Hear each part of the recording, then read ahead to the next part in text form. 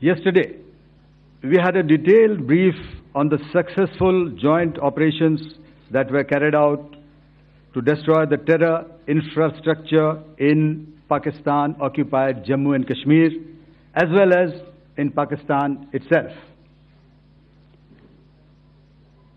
We also iterated that our fight was with terrorists and their support infrastructure and not with Pakistan military.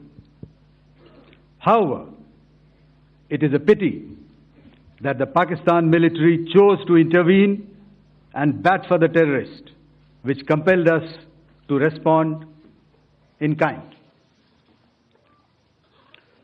दोस्तों, हमारी लड़ाई आतंकवाद और आतंकवादियों के खिलाफ थी। इसलिए 7 मई को हमने केवल आतंकवादी ठिकानों पर ही हमला किया था।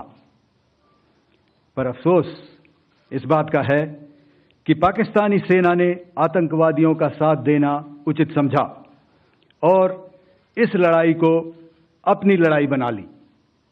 इस परिस्थिति में हमारी जवाबी कार्यवाही अत्यंत आवश्यक थी और इसमें उनका जो भी नुकसान हुआ, वे खुद इसके लिए जिम्मेदार हैं। हमारी तरफ से हमारी एयर डिफेंस सिस्टम्स देश के लिए दीवार की तरह खड़ी थी और इसको भेदना दुश्मन के लिए नामुमकिन था।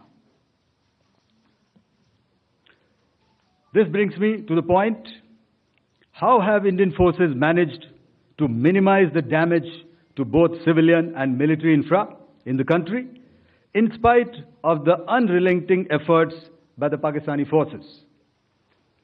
Most of you and the majority populace within the country have had a lot to say about the layered and integrated air defense systems put in place by the Indian Armed Forces, which includes the assets of the Indian Army, the Indian Navy, in addition to the primary air defense assets of the Indian Air Force. As you all are well aware, this robust AD system comprises of a large variety of multi-layered AD sensors and weapon systems, from point defense weapons like the low-level air defense guns, shoulder-fired man-pads, and short-range surface-to-air missiles or SAMs, to area defense weapons like the air defense fighters and longer-range surface-to-air missiles within our inventory. Additionally, the numerous waves of drones and unmanned combat aerial vehicles employed by Pakistan were also thwarted by the indigenously developed soft and hard kill counter-US systems and the well-trained Indian air defense personnel.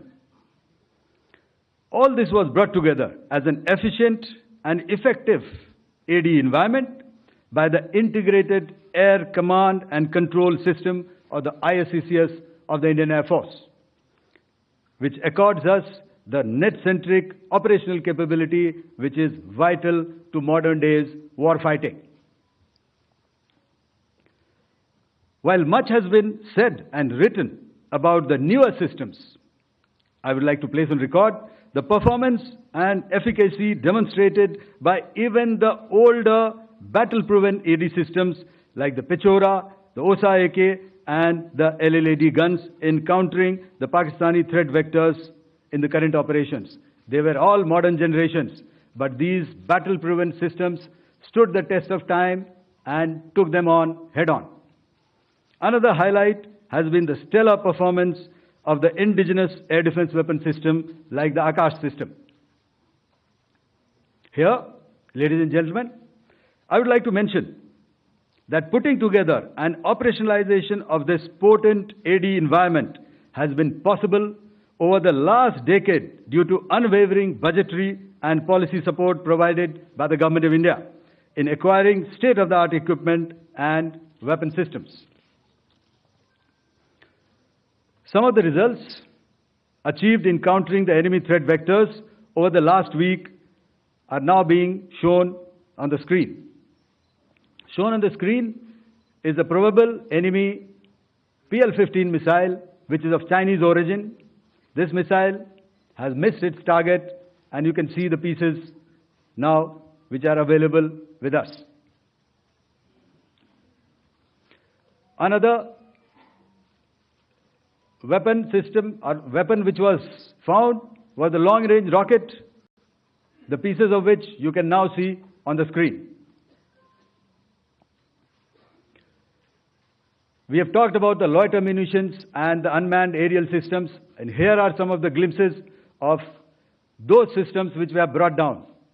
To your right, with the right undercarriage or the wheel, you can see is the Yeeha system, which is of Chinese origin with Pakistan.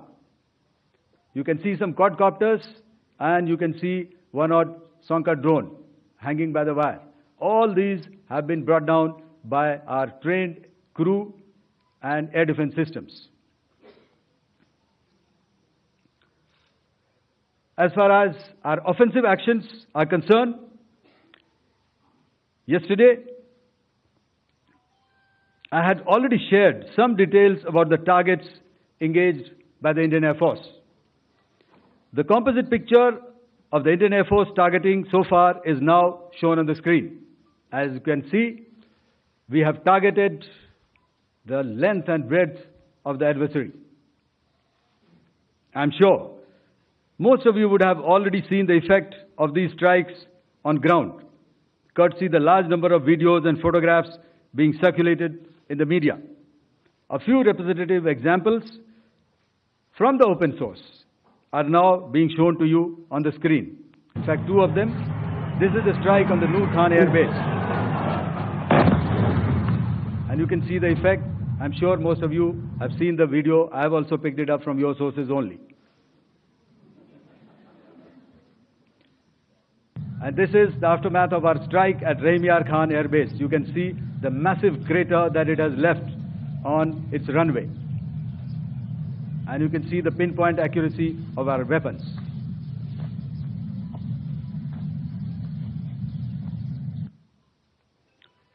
So with that, giving you an overview of how our air defense systems